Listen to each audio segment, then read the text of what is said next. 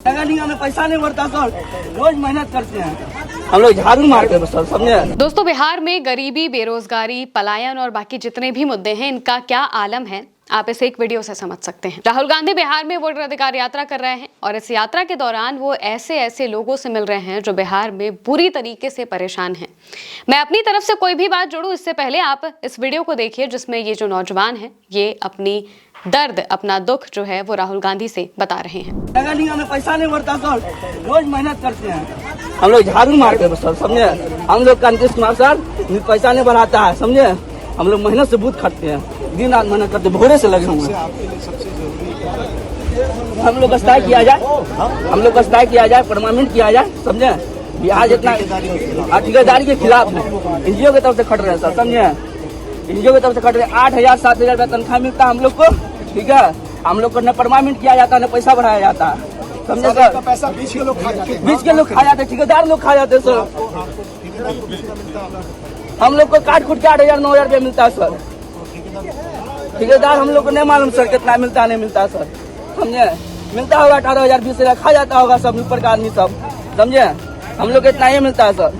जब भी झाड़ू मार कर झाड़ू रखते हैं सर, मेहनत करते हैं सर, कलेजा फट जाता है। तो दोस्तों, आपने देखा किस तरह से राहुल गांधी से डेस्परेट होके ये अपनी बात बताना चाह रहे थे, अपना दुख बताना चाह रहे थे कि आखिर वो इतनी मेहनत करते हैं, झाड़ू लगाते हैं, सफाई कर्मी का काम करते हैं, लेकिन ना तो उन्हें परमानेंट किया जाता है, यानी कि ना तो उन्हें स्थायी नौकरी दी जाती है और ना ही उनके जो तनख्वाह है उसमें इजाफा किया जाता है। दिन रात मेहनत करने के बाद महीने में सिर्फ 7 से 8,000 रुपये मिलते हैं, बाकी के पैसे ठेकेदार खा लेते हैं। ये बात उन्होंने खुद कही है। इसके अलावा एक और बात जो सबसे जरूरी है वो ये है कि इस स्थिति में होने के बावजूद उन पर करीब 4 लाख रुपए का कर्जा है। इसको लेकर भी राहुल गांधी ने उनसे क्या बात की, सुनिए।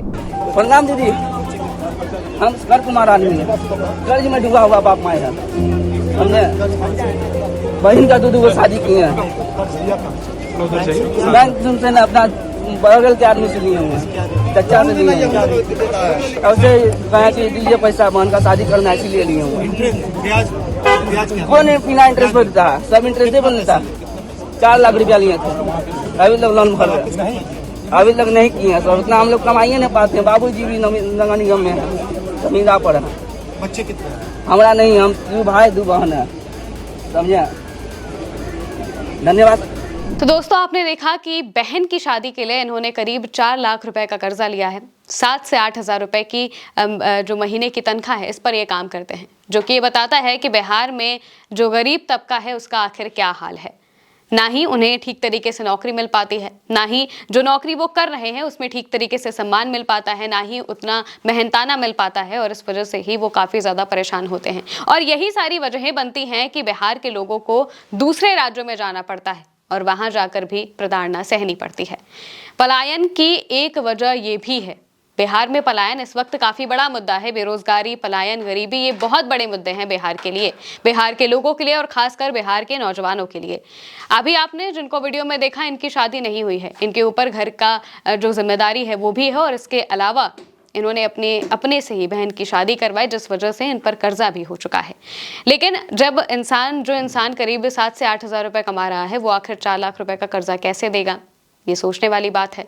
इसके अलावा उनकी जो मांगे होती हैं, उनकी मांगे कोई सुनने को तैयार ही नहीं होता। मंत्री विधायक जाते हैं लेकिन कोई भी काम नहीं होता, और इस वजह से ही आपने देखा होगा बीते दिनों में कई ऐसी खबरें सामने आ रही थी जहां नीतीश कुमार के मंत्री विधायकों को गांव वाले दौड़ा रहे थे, दौड़ा कर उनको मारा गया था। इनमें से एक श्रवण कुमार थे जो कि नीतीश सरकार में मंत्री हैं, और एक और मंत्री का नाम सामने आया था जिन्हें भी करीब काफी दूर तक दौड़ाया गया था, और गांव वालों ने ही दौड़ाया था, क्योंकि जो बातें वो लोग कहते हैं आके, वो जाकर खाली तस्वीरें खींच कर आ जाएंगे, अपनी बातें बताकर आ जाएंगे, लेकिन जो जनता की बात है वो सुनने के लिए कोई आगे नहीं आता है। इस वजह से ही अब जनता ने विद्रोह शुरू कर दिया है, नीतीश कुमार की सरकार के खिलाफ विद्रोह शुरू हो चुका है, वहां के जो भी मंत्री विधायक हैं उन सबके खिलाफ विद्रोह शुरू हो चुका है। वहीं दूसरी तस्वीर आप राहुल गांधी की देखेंगे तो राहुल गांधी जो वोटर अधिकार यात्रा कर रहे हैं, इस यात्रा में जाकर लोग अपनी बात उनके सामने रख रहे हैं, अपनी बातें बता रहे हैं। हालांकि हमने ये जो नौजवान हैं इनके बारे में बहुत ज़्यादा जानकारी जुटाने की कोशिश की थी, लेकिन हमें बहुत कुछ पता नहीं चल पाया है,